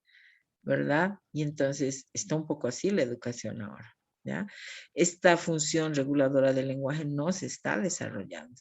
Es por eso que yo creo que no tenemos capacidad de inhibir impulsos, ¿no? De aplazar las recompensas. Son generaciones a veces de jóvenes que quieren ya las cosas, ya, ¿verdad? No, no aplazan, no mediatizan el impulso, quieren ya. No, la recompensa tiene que ser ya, y en esto aportan mucho los videojuegos, ¿no? Los videojuegos que van, o sea, todos los videojuegos o matan o saltan o ganan puntos, pero es flashes, como inyecciones de dopamina al cerebro. Y el niño está así acelerado, ¿no? Está en un bombardeo de dopamina, constante dopamina. Entonces, en el aula no hay eso. Y por eso la gamificación también, ¿no? Ahorita vamos a hablar de eso. Mientras más comunicación existe a nivel cerebral, mejor es el entendimiento, ¿no? Entre neuronas, lo mismo que entre seres humanos. Y ya les decía que nuestro cerebro tiene una alta conectividad, pero no todas las neuronas van a hablar al mismo tiempo. Unas callan y otras hablan, ¿no? O sea, no, o sea, cuando decimos utilizamos el 10% de nuestro cerebro, ese es un neuromito. Pero ¿por qué ha nacido ese neuromito? Porque no todas las neuronas están al mismo tiempo trabajando encendidas. Si fuera así, estaríamos pues en una crisis epiléptica, estaríamos convulsionando, ¿no? Excesiva descarga eléctrica habría. Si trabaja con todo su potencial, pero no todas están conectadas, porque no, la actividad no requiere la conexión de todas. Entonces, dependiendo de la actividad que se requiere, unas se conectan, otras no se conectan, ¿no? Pero de todas formas hay una comunicación impresionante a nivel cerebral. Entonces, a nivel cerebral, mayores sinapsis, más redes de memoria, más conceptos, más conductas, más habilidades. O sea, es tal el nivel de conectividad que dice que en un día, ¿no? Nosotros tenemos más conexiones neuronales que todos los celulares en el mundo en un día. Ese es el nivel de conectividad del cerebro. Tenemos, ay, no sé dónde me he anotado, 30.000 sinapsis por minuto, ¿sí? Ese es el nivel de conectividad que tiene nuestro cerebro. Eh, Después, aquí, miren, nosotros tenemos que integrar la información que nos viene, ¿ya? Desde que nacemos. A los 5 años podemos integrar ya la información. Empezamos a integrar. Hasta los 12 años integramos eso y ya comparamos con lo que tenemos. Y a partir de los 20 años, integramos, comparamos, prevemos y planificamos. Las mejores decisiones se van a tomar a partir de los 20 años, 21 años en la mujer, 25 años en el varón, ¿no? Y esto gracias a qué? A que nuestro cerebro, si bien no es el más grande, o sea, tenemos un coeficiente o cociente, ay, no sé, coeficiente de encefalización de 4. Es decir, que nuestro cerebro responde, no es el más grande en relación a nuestro peso, pero está entre los más grandes. Pero ¿qué es lo que lo hace maravilloso? Es esta capacidad de conexión que tiene y la plasticidad, la capacidad de modificarse que tiene, ¿no? Y el lenguaje básicamente va a cerrar el ciclo de aprendizaje. Es a través del lenguaje que nosotros vamos a cerrar el ciclo, ¿no? Porque los estímulos nos han ingresado, ha habido un procesamiento y la eferencia cierra el ciclo, ¿sí? Entonces, el lenguaje y la acción van a cerrar el ciclo aferencia, proceso, eferencia. Por lo tanto, el lenguaje es súper importante cuando hablamos del contexto, ¿no? También cuando hablamos del contexto, aquí se está utilizando mucho últimamente desde el año pasado, desde la cuarentena, mucho más. Antes se hablaba esto como una novedad. Hoy en día ya no, es algo muy común. Estamos hablando de, perdón, aplicar la gamificación en el aula, ¿no? Y la gamificación en el aula es usar la tecnología del aula. Por ejemplo, crear juegos en un celular sobre un tema que puede ser transversal, ¿no? Aplicado a las diversidades. Eh, al cerebro humano le encantan las respuestas, ¿no? Inmediatas, quiere ya, ¿no? Y ahí secreta dopamina. ¿Qué es lo que pasa con los videojuegos, ¿no? La pregunta clásica. ¿Cuánto tiempo de videojuegos pueden ver o pueden jugar? ¿Qué pasa con la tecnología? ¿Ya? Especialmente en los videojuegos hay bastantes estudios que muestran, por ejemplo, nosotros percibimos 24 imágenes por segundo, porque nosotros no vemos en movimiento, vemos como, ¿se acuerdan las películas antiguas? Donde cuando separaba el rollo de película y veíamos así por cuadros, es así como vemos, pero hay una permanencia de la huella anémica que hace que yo una imagen a la otra, ¿sí? Entonces, 24 imágenes por segundo y esta permanencia de la huella anémica las va a unir y va a hacer que yo detecte el movimiento. Eso hace el ojo humano. Los videojuegos, ¿cuántas imágenes por segundo pasan? Unos hablan de 80, otros de 130 imágenes por segundo. Para que yo tenga una visión calmada, tranquila, yo puedo ver, dice, hasta unas 1.600 gamas de colores, tranquilamente, ¿no? Y esto en actividad relajada. Pero los videojuegos ponen hasta 5.000 gamas de colores y otros dicen más. Y ya de megapíxeles, eso ya no sé, no le entiendo mucho, pero imagínense.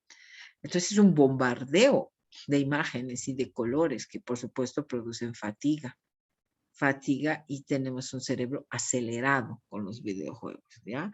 De todas formas, la computadora, lo que se utiliza ahora como recursos, ¿no? Para aprender, dice que no podría ser más de 3 horas continuas, ¿no? Porque a las 2 horas ya hay 15% menos de oxígeno si yo estoy sentado sin actividad. Entonces ustedes ya, ya deben tener menos oxígeno en este momento, ¿no? Ya estamos casi más de 1 hora. Em, eso. Sin embargo, yo creo, no sé qué ustedes opinarán, enseguida vamos a conversar, eh, que algo de la tecnología se tiene que quedar, ¿no? Se tiene que quedar. Yo estaba pensando, por ejemplo, en mi trabajo, ¿qué se va a quedar de la tecnología? Las reuniones por Zoom son muy convenientes. Las entregas, yo hago informes para colegios, ¿no? Trabajo con padres, trabajo con niños, entonces decía el trabajo con padres, porque los papás dejar a los chicos en la casa, bajar, las reuniones eran a las 8, 9 de la noche. Ahora es muy cómodo el Zoom, ¿sí? Las plataformas también, como recursos, las bibliotecas virtuales, ahora tenemos tanto acceso a libros, es impresionante. Entonces, algo de esto se tiene que quedar, ¿ya? Ahora, ¿qué es la gamificación? Es aplicar la tecnología en el aula. ¿Pero para qué? Para desarrollar contenido, el contenido que yo que tengo planificado, ¿sí? Otra forma de evaluar son las narrativas, ¿no? Ya les decía la clase anterior que nuestro cerebro funciona como un Word. Se cerró la clase anterior, entonces yo tengo que reiniciar, pero tengo que retroceder un poquito para ponernos en contexto, decimos, ¿no? Y para enlazar los contenidos previos con los nuevos. Termino esta clase y el cerebro de ustedes se cierra en eso. Volvemos al viernes y se abre en eso. ¿Sí? Entonces, las narrativas que hacen, integran nuestras memorias, integran nuestros recuerdos. Además, cuando trabajamos con narrativas para evaluar, hay catarsis, ¿no? Los análisis de caso, por ejemplo, los casos problemáticos son narrativas. Y eso funciona muy bien. El diálogo, los foros, los debates, los chats, todo eso son formas de evaluar y eso se basa en el diálogo, ¿no? Entonces, en un diálogo honesto, ¿no? Se estimula la función inhibitoria.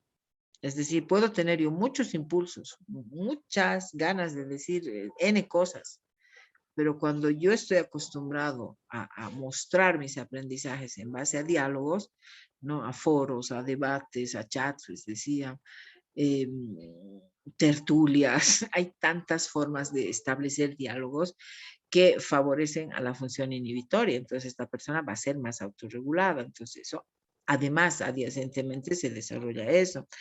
Promueve la narración coherente y la función pragmática del lenguaje. Cuando hay diálogo, yo tengo que aprender a esperar mi turno, ¿sí? Y el otro hablar.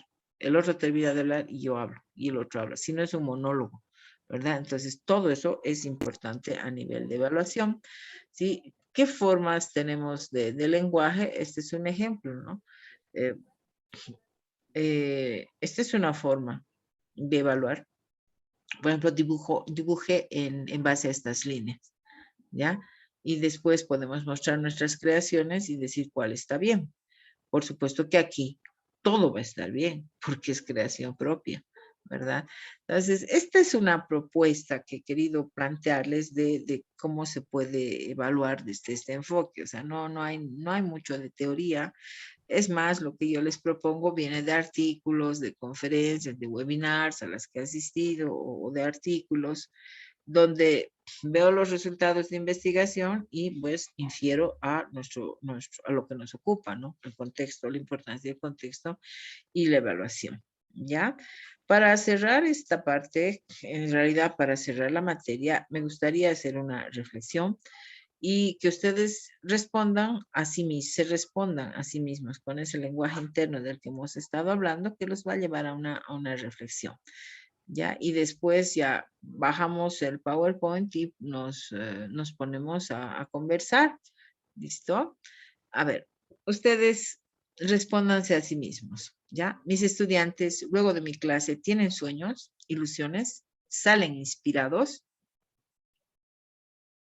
Cuando yo hablo, ¿mis estudiantes sienten paz?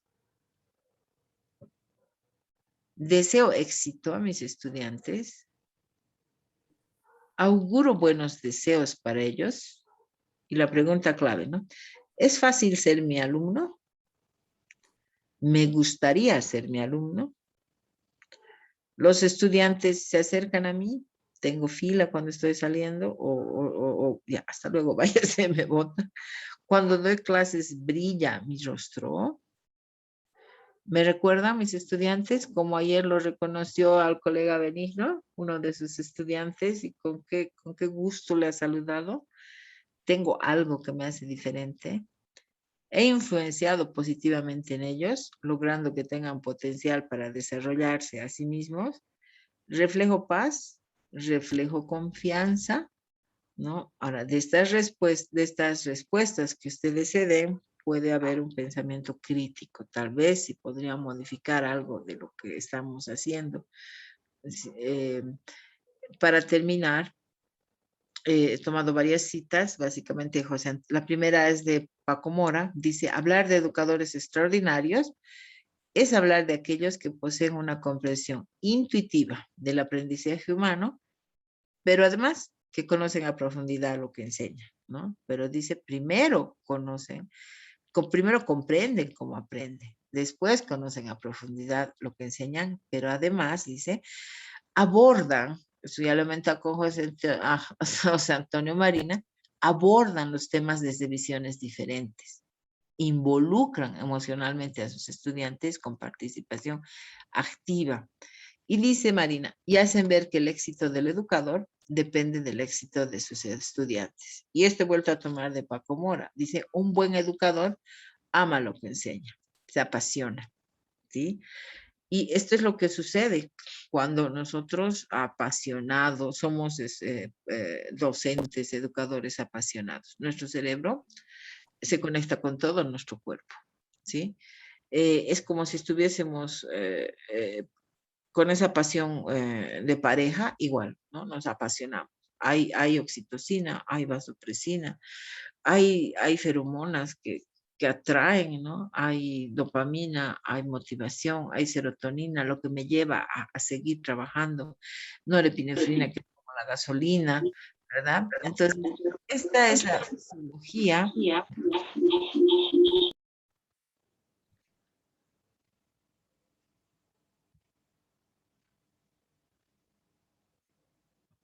Enseguida vamos a conversar. Me falta una diapositiva más. Esa es la fisiología y la neurobioquímica de un educador apasionado, ¿ya?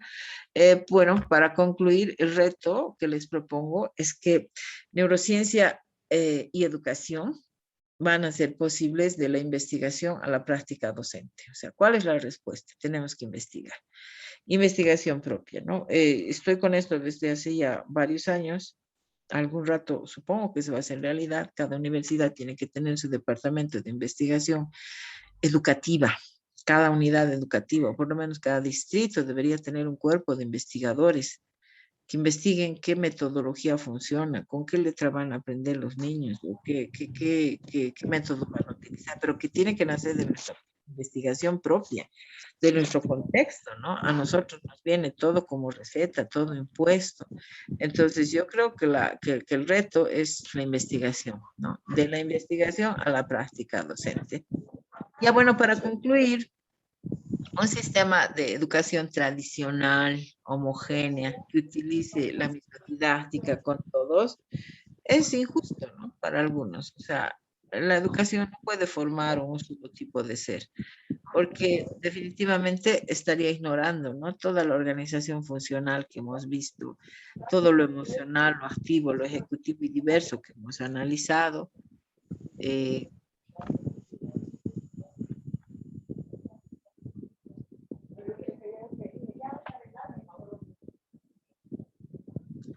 Listo.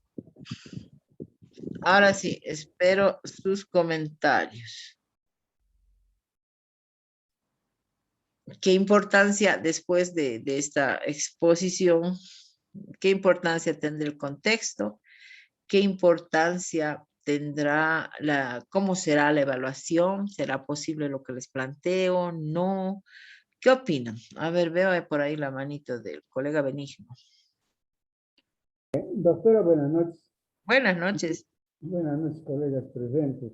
En realidad, la clase muy significativa, doctor. ¿Por qué significativa? Para mí, que tiene sentido, digamos, esta clase. Porque tengo entendido de que con esta clase, a partir de la participación de esta clase, seguramente voy a transformar la práctica educativa que voy a ejercer en este momento, ¿no? Yo quiero comentar, el contexto es muy importante. Yo quiero decir, por ejemplo, el tema de la evaluación, yo creo que dependerá, por ejemplo, de paradigmas. Yo tomo el paradigma conductista. Fundamentalmente, entonces, la prueba objetiva que generalmente los maestros manejamos será tan importante, tan significativo para ese paradigma.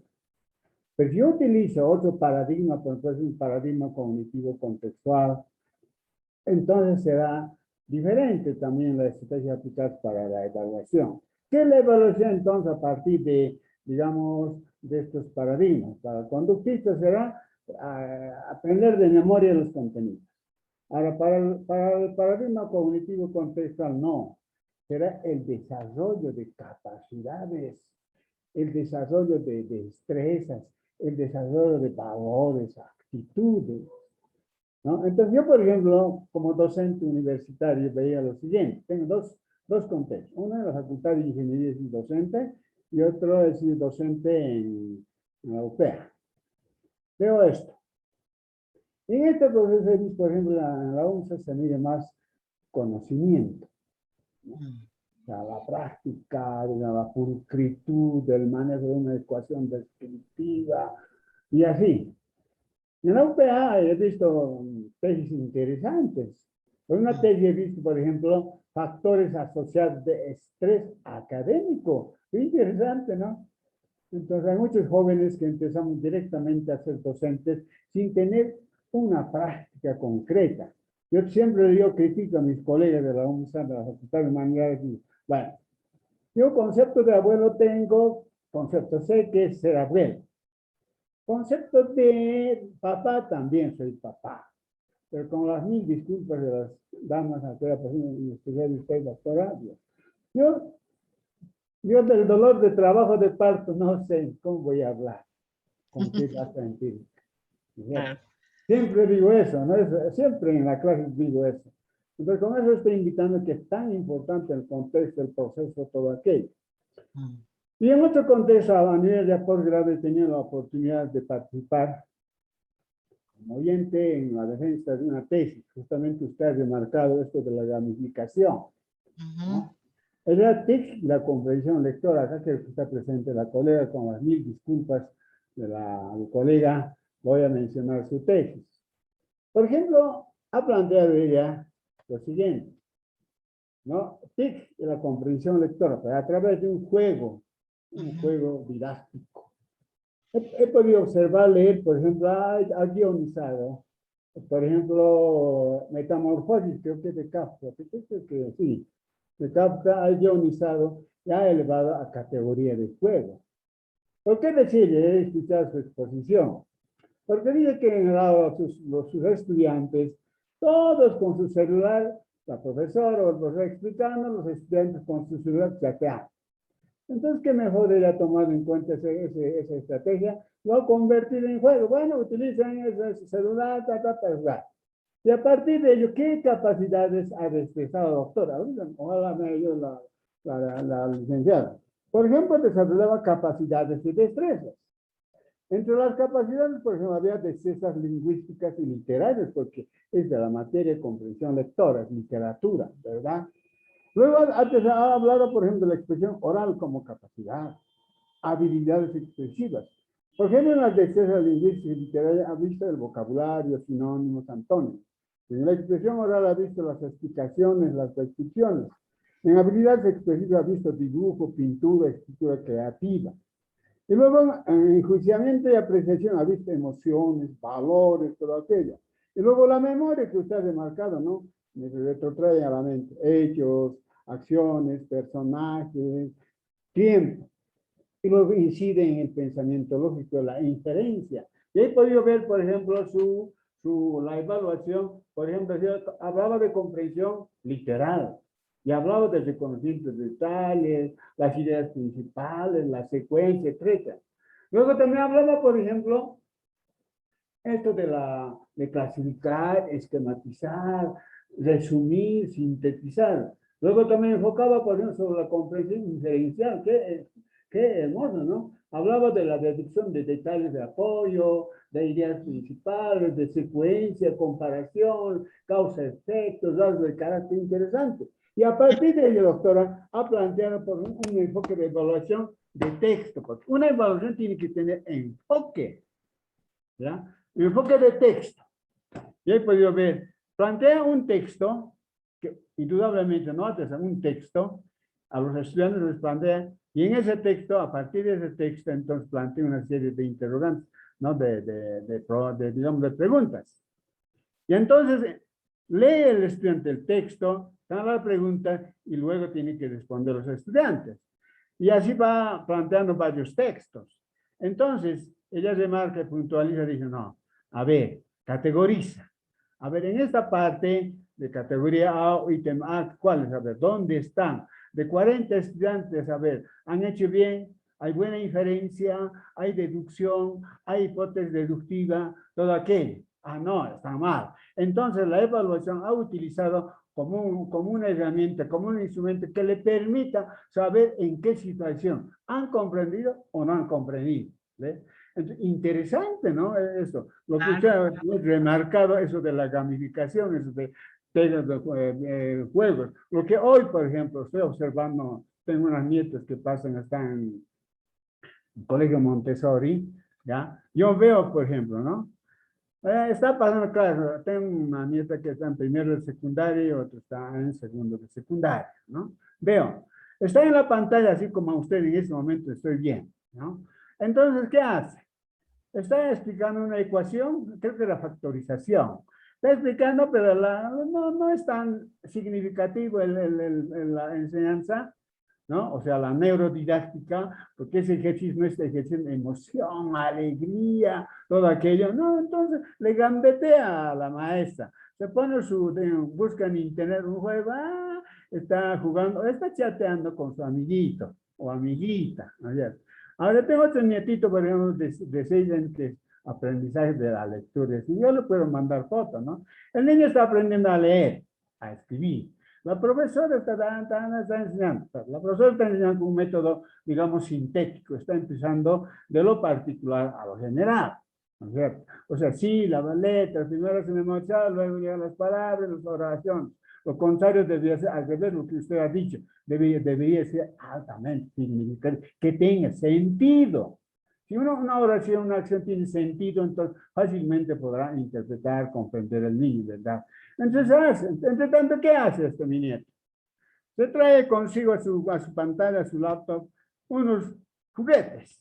Mientras la profesora va repitiendo, A, O, S, Sa, Sa, ¿sí? El niño está jugando con su juguete, feliz está. ¿Qué está pasando aquí? Esto es a nivel nacional, doctora.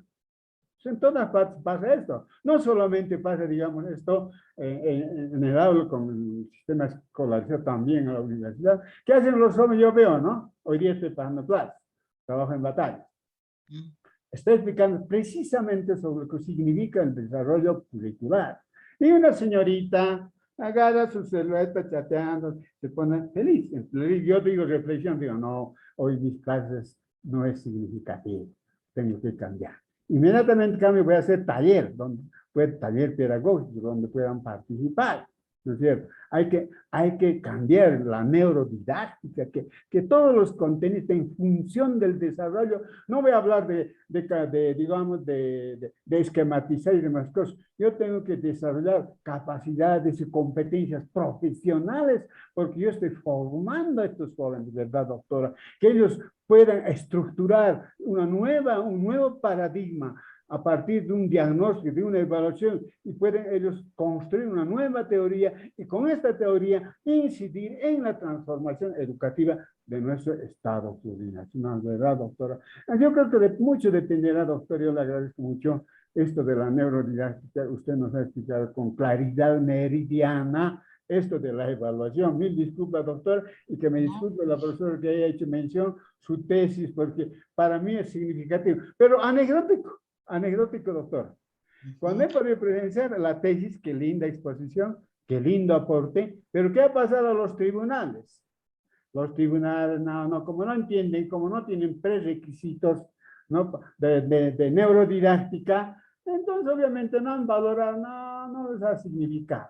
Yo creo que para evaluar también uno tiene que tener ciertos prerequisitos digamos, de paradigmas para poder entender. Yo le entiendo perfectamente a usted, doctora, porque creo que tengo ciertos prerequisitos para poder cambiar. Y mire que sustancialmente a mí me han motivado. Estoy muy motivado, estoy muy alegre, doctora, y seguramente mañana en aula o en el trabajo estaré con una alegría increíble aplicando esos conceptos. Pero no solamente es la doctora, usted ha dicho, con padres de familia, yo trabajo con campesinos, trabajo en carretera. Hoy firmé un contrato, por ejemplo, Potosí Uyuni para el camino carretera. No, voy a entrar como consultoría, ahí voy a ver. Pero para eso, ¿qué tengo que hacer? Tengo que aplicar lo que usted me ha explicado esta noche con los hermanos campesinos. Tengo que explicar qué significa la construcción de un camino carretero.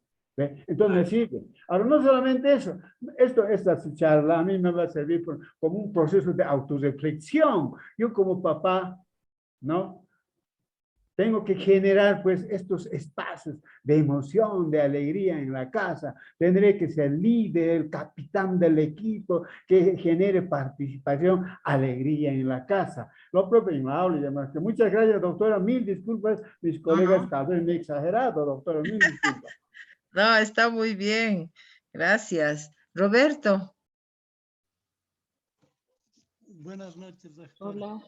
Buenas noches. Cuando habló el ejemplo que nos dio sobre el mono erectus, o sea, cuando el hombre deja de apoyarse en las cuatro extremidades para desplazarse y comienza a manejar los dos pies solamente, habló del desarrollo del cerebro. Y me vino un recuerdo de una obra que se llama El papel del trabajo en la transformación del mono en hombre. Ah. ¿No? Y ahí hace el ejemplo, toma el hecho de que el hombre, como muy pocos mamíferos, tiene el dedo oponible. Y yo lo relaciono de que eso no solamente que sea pues, parado en dos extremidades, sino el papel de la mano, que con el dedo oponible podría prensar, agarrar las cosas, y le sirvió luego para la fabricación y utilización de herramientas, ha logrado el desarrollo del cerebro. Claro. ¿No? Entonces, y ya digo, el desarrollo del cerebro se debe a múltiples factores.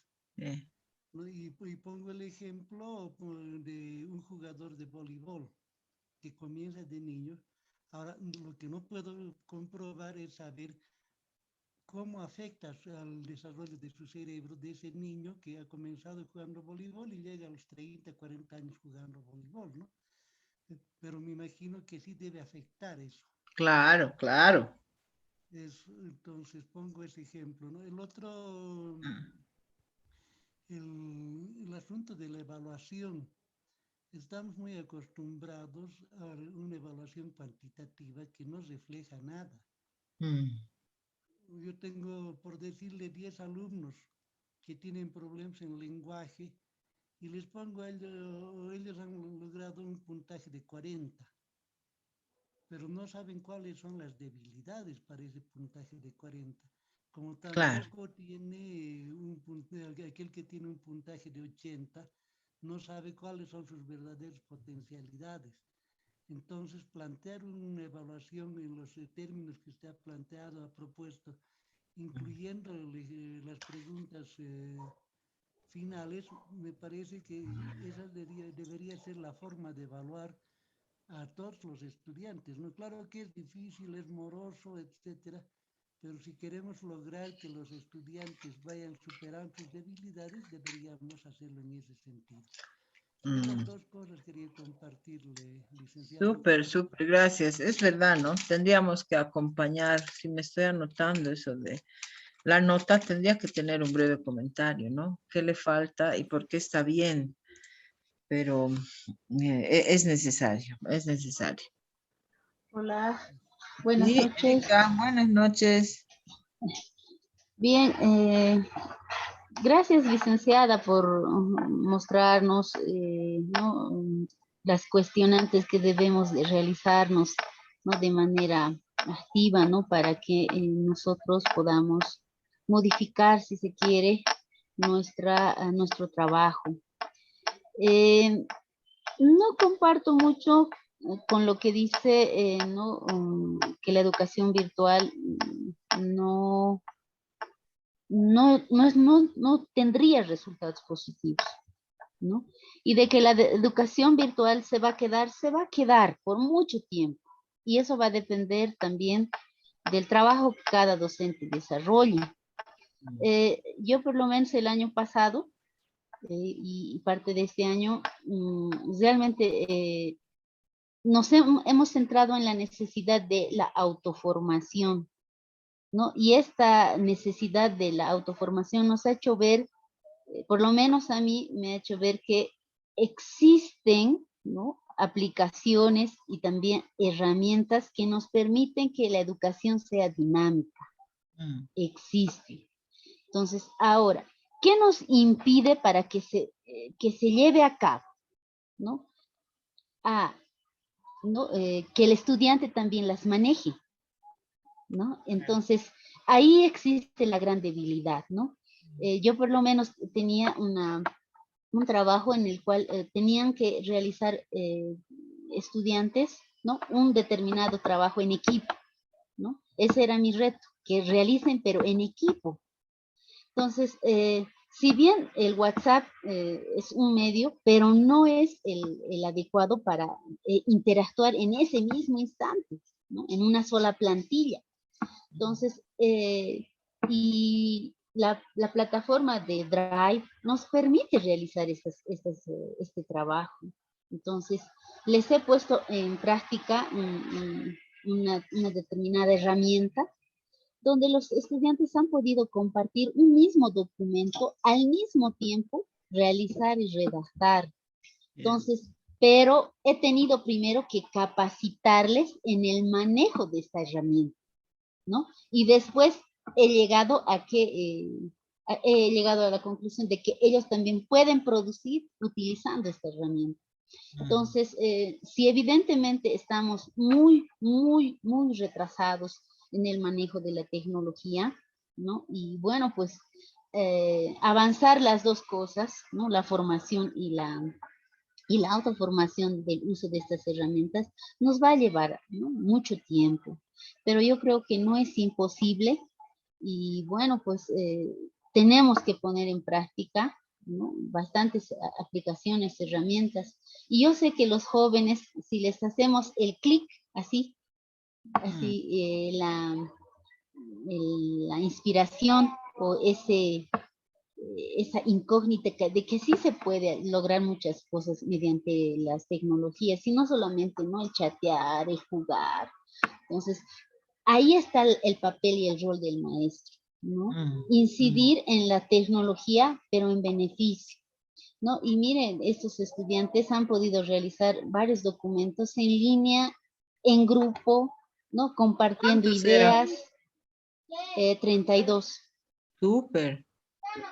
Y han compartido preguntas, respuestas, han compartido la misma plataforma en las que ellos pueden subir, ¿no? Como banco de documentos. Entonces, ha sido un reto para mí, ha sido un reto, pero sí, me ha llevado tiempo porque primero tenía que enseñarles a utilizar la herramienta, luego, ¿no? Lograr lo que el contenido o la unidad temática quiero desarrollar. Entonces, es un reto, sí, es un reto, es horas de estar investigando, queriendo que la educación siga, ¿no? Siga siendo esa relación, ¿no? Que debemos tener. Es muy difícil, va a ser muy difícil llegar sin el apoyo de los recursos tecnológicos, ¿no? En primera condición que todos tenían que tener un laptop, que todos tenían que tener una computadora, que todos tenían que tener el Wi-Fi, que todos tenían que tener las aplicaciones cargadas. Entonces, es un reto, pero yo sé que no podemos dejarnos, ¿no?, quedándonos atrás. Entonces, si bien esto se ha dado en educación superior, licenciada, y bueno, pues sé que para la educación primaria o secundaria, ¿no?, va a ser compleja, más aún si existe la resistencia de la comunidad, que son los padres de familia, ¿no? ¿No? Deberíamos de haber nosotros insistido, persistido, ¿no?, que se haga un esfuerzo para que esto de la educación virtual no nos aleje, ¿no? Y como usted dice, ¿no?, esto no se va, no, ya se ha empezado con el uso de las plataformas, ¿no?, el trabajo.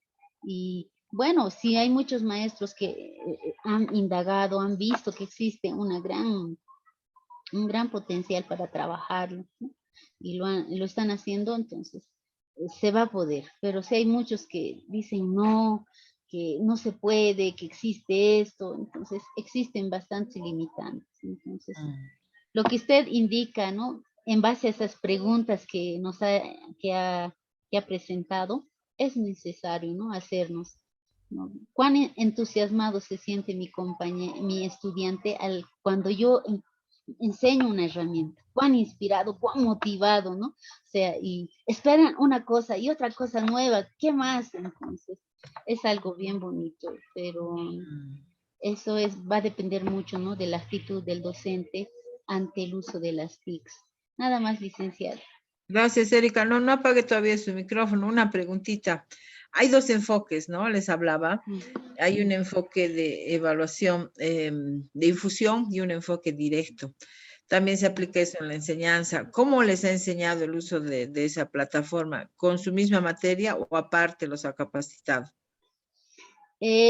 Con la misma materia, a la par hacía, ¿no?, el uso de las herramientas y con la misma unidad de formación. Ese es el enfoque de infusión. Exacto. Infusión, no es directo. Si Sí. solo hubiese hecho capacitación, es directo. He hecho los dos porque el tiempo también, ¿no? El Claro. aspecto económico es muy preponderante porque sé que muchos estudiantes no tenían Wi-Fi, tenían megas. Entonces tenía que yo limitarme también a ese tiempo, ¿no?, de los 45 minutos, 40 minutos. Entonces, pero han comprendido ellos y muchos, ¿no?, hacían esa compra por paquetes que nos permitía extendernos, llegar tal vez y completar la hora, ¿no?, la carga pedagógica. Entonces, Interesante. ha sido algo, yo digo, de mucho sacrificio de la autoformación. Y de verdad que nuestro cerebro es tan plástico, ¿no?, que podemos adquirir y se queda, ¿no? Si lo hemos hecho una y otra con bastante interés, no se olvida. Entonces, y eso se puede seguir compartiendo con uno u otro equipo de estudiantes. Uno, me siento yo satisfecha porque no todo lo que me ha servido de la autoformación también lo puedo transmitir, ¿no? Y eso es la satisfacción del maestro.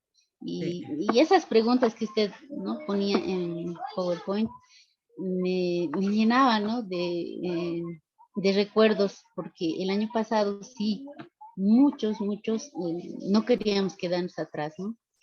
Queríamos ponernos quizás a la par, porque muchos estudiantes sí manejaban, ¿no?, algunas plataformas, sí manejaban la tecnología, pero siempre, ¿no?, siempre el estudiante va a esperar un poquito más del maestro, ¿no? Y eso es lo que debemos dar.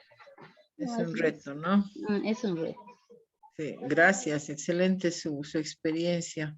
Ahora, tendría que haber, ¿no?, un marco legal, algo, yo digo, para que valide, o sea, qué se va a quedar, que determine qué se va a quedar y qué no. Johnny, por favor. Doctora, buenas noches. Buenas Compañeros, noches. buenas noches. Estaba analizando y pensando también, recordando a un doctor Francisco Mora, Mm, en el cual él indica, a veces tiene mucha razón. Mira, en estos tiempos de pandemia hemos llegado a chocarnos con la tecnología sí. y lamentablemente la educación persona a persona ya no ha funcionado. Pero, ¿qué dice Mora? El maestro es insustituible porque la Mm, educación entra con emoción, frente a mm, frente. El aprendizaje con la persona, como anteriormente, dicho, con la mirada, con el frente a frente. Y por eso yo pienso que el educador y el maestro es insustituible, porque transmite a través de la presencia lo que es el parte emocional al niño, a la persona. Muchas veces con la tecnología ahora, como nos hemos vuelto fríos, no hay esa conciencia, no hay ese sentimiento, esa sensibilidad. A eso nos ha llevado la tecnología hasta ahora. Y en ese mundo estamos. Pero qué oportunidad hemos tenido, la oportunidad nosotros, que esta actualmente, que los niños ahorita están pasando presencial, semipresencial, a virtual, pero nosotros hemos tenido esa oportunidad de pasar clases presencial. Tal vez no hemos sabido aprovechar el momento con los maestros que hemos pasado. Yo mm, pienso que el maestro es insustituible porque enseña con emoción, sí. persona a persona. Mm. Gracias, doctor. Gracias, gracias, Johnny. Benigno quería hablar. Sí, doctora. Sí. La colega que ha antecedido a la colega maestra, Mm, creo que es importante eso, pero yo estoy haciendo un trabajo de investigación, doctora, ¿no?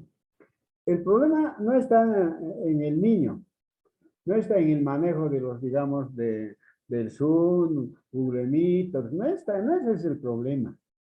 Yo he podido verificar, el problema sustancial está en un proceso de diagnóstico, un proceso de planificación del diseño curricular de aula. Por ejemplo, he visto, los maestros no toman en cuenta, no saben categorizar, por ejemplo, para enseñar la matemática elemental. Encuentran un libro y copian y hacen resolver, ¿no? No categorizan. Debería ser, por ejemplo, yo pienso, ¿no? Debe haber, por ejemplo, en el caso de la adición vertical, debería ser adición vertical, sin llevar. O sea, una columna, dos columnas, tres, cuatro columnas, pero sin llevar una categoría. Otra categoría debería ser también rectangular, pero llevando, es otra categoría. Por columna, dos columnas, una columna, tres columnas. Mire que hay que categorizar esto. Otra categoría es, por ejemplo, no rectangular. Por ejemplo, 12 más 3. ¿Ya viste? Bien, tengo fotos, todo. ¿Cómo resuelve ese niño? ¿Ya? 12 más 3. No sabe qué hacer. Como más antes le ha enseñado 2 más 1, 3. Entonces, ese prerequisito ha llevado para resolver esta categoría 12 más 3. Entonces, ¿qué hace el niño? Encuentra la dificultad, suma. Este 1, ¿con cuál voy a sumar? Mejor voy a sumar 2 más 3, 6. Otro niño, pero no. 1 más 2 más 3. Otro niño, a este 1 le voy a prestar un 0. Va a sumar, mire, interesantes algoritmos ha inventado el niño.